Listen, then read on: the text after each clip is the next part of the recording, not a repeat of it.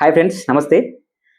పురుషులందు పుణ్య పురుషులు వేరయ్య, ఈ ఎంపీ ప్రత్యేకత వేరయ్య. అతను ఎవరో కాదు, రాఘవ్ చద్దా.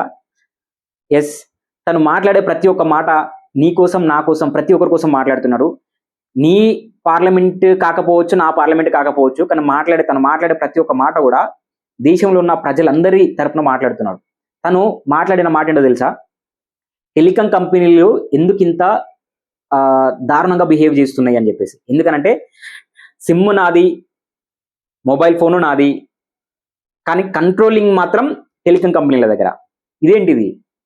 టెలికాం కంపెనీలు రీఛార్జ్లని ప్యాకేజీల పేరుతో ఇస్తున్నాయి ప్రతి మంత్ అని చెప్పేసి. మంత్ ఏదైతే వ్యాలిడ్ టైం అయిపోతుందో 12 అయిపోతుంది అంటే 12 అవుట్ గోయింగ్ కాల్స్ కట్ అవుతున్నాయి ఇమ్మీడియట్గా. సరే, ఓకే, ఫైన్. కానీ అవుట్ గోయింగ్ కాల్స్ కట్ అయిన తర్వాత విత్ ఇన్ 1 or 2 డేస్లో ఇన్కమింగ్ కాల్స్ కూడా కట్ అవుతున్నాయి.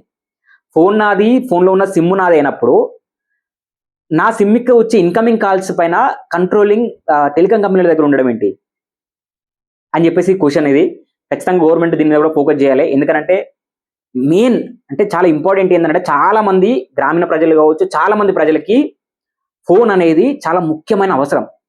ఎందుకంటే వాళ్ళకి బేసిక్ వచ్చే సమాచారం కూడా ఫోన్ నుంచి వస్తుంది, ఇంపార్టెంట్ సమాచారం కూడా ఫోన్ నుంచే వస్తుంది.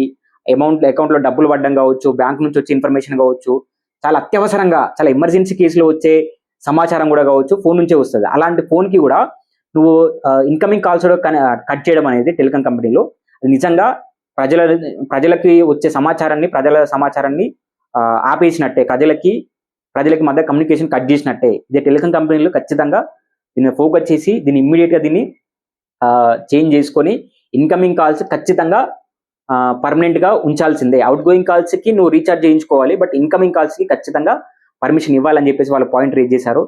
గ్రామీణ ప్రాంతాల్లో ఉండే ప్రజలందరూ కేవలం వారి అవసరాల కోసం మాత్రమే ఫోన్ వాడతారు.